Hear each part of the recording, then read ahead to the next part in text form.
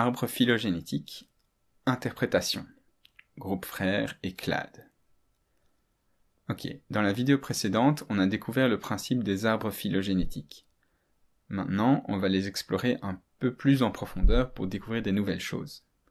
Si on regarde cet arbre, comme je disais, un peu comme un arbre généalogique, ça permet d'identifier qui est un cousin plus proche de qui. Par exemple, le dauphin est un cousin plus proche de l'humain que de la grenouille. Parce que vu le nombre plus important d'homologies exclusives entre ce groupe humain-dauphin, les humains et les dauphins ont un dernier ancêtre commun plus récent. Tu le vois ici, que le dernier ancêtre commun entre le dauphin et la grenouille, que tu vois là. Et d'ailleurs, le dernier ancêtre commun entre l'humain et le crocodile, il se trouve où? Il se trouve là.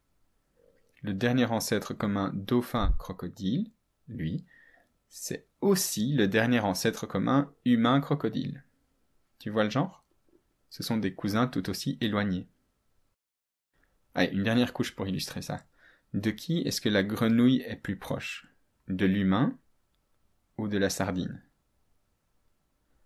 Quand tu regardes ici, il faut se poser la question. Avec qui la grenouille partage-t-elle un ancêtre commun plus proche? Regardons. Le dernier ancêtre commun humain-grenouille, il est là. Et le dernier ancêtre commun grenouille-sardine, il est là. Donc plus loin dans le passé. Donc les grenouilles sont des cousins plus proches des humains que des sardines. Drôle, non? Ok. 2 dernières notions à maîtriser. Celles des groupes frères et des clades. Alors, les groupes frères, ce sont les groupes voisins sur un arbre phylogénétique. Par exemple, ici, le groupe frère des dauphins, c'est celui des humains. C'est le groupe le plus proche. Mais par contre, le groupe frère des crocodiles, c'est qui? Regardons avec qui ils possèdent un ancêtre commun le plus proche. C'est là, le groupe frère des crocodiles, c'est l'ensemble dauphin-humain. Voilà pour les groupes frères. Il faut chercher les groupes qui ont un ancêtre commun le plus proche. Et alors, pour finir cette vidéo, la notion de clade. C'est un peu comme, dans notre généalogie, la notion de famille. Alors, je vais te donner un exemple concret. Moi, j'ai 2 parents, j'ai 2 frères et j'ai une sœur. Dans l'ordre, d'ailleurs, c'est une sœur et puis 2 frères et puis moi. Alors, pour protéger leur vie privée, on va pas leur donner de nom à mes frères et sœurs, hein.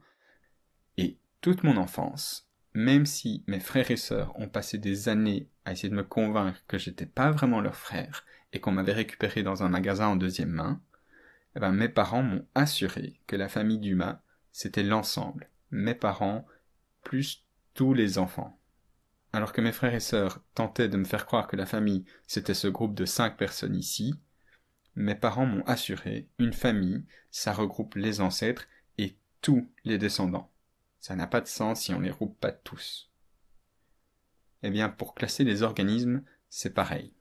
Ça n'a pas vraiment de sens de définir des familles, ou plutôt ce qu'on appelle des clades, ou des groupes monophylétiques, comme des ensembles incomplets. Un clade, c'est un groupe qui reprend un ancêtre commun et tous ses descendants. Et cette notion permet de remettre certaines préconceptions en perspective. Par exemple, si tu regardes ici, je dessine rapidos, l'arbre phylogénétique des tétrapodes, donc les vertébrés à 4 membres.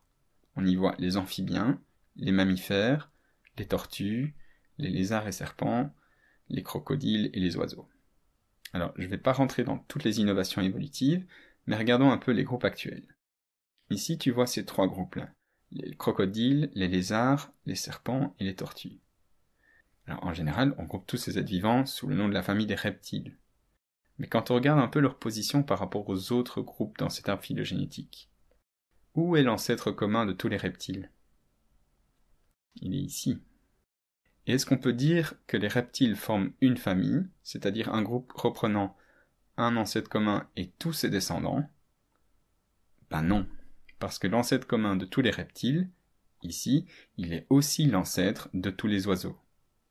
Donc, les reptiles ne forment pas ce qu'on appellerait un clade, ou un groupe monophylétique. Pour être correct, il faudrait que ce groupe reprenne aussi alors tous les oiseaux. Donc au sens évolutif, dire les reptiles, ça n'a pas beaucoup de sens. Un peu comme dire la famille Dumas sans Jonathan, ce n'est pas une famille, ok? Alors aujourd'hui, du coup, dans la classification, on groupe les reptiles plutôt dans le clade qui contient aussi les oiseaux, et ce clade s'appelle le clade des sauropsides. Mais ça, on te le dit pas quand t'es petit et que tu vas voir des animaux dans un zoo parce que c'est moins romantique. Voilà, si t'as compris cette vidéo, tu comprends maintenant les notions de groupe frère et des groupes monophylétiques ou clades. Et tu sais aussi pourquoi les reptiles, d'un point de vue évolutif, ça n'a pas de sens.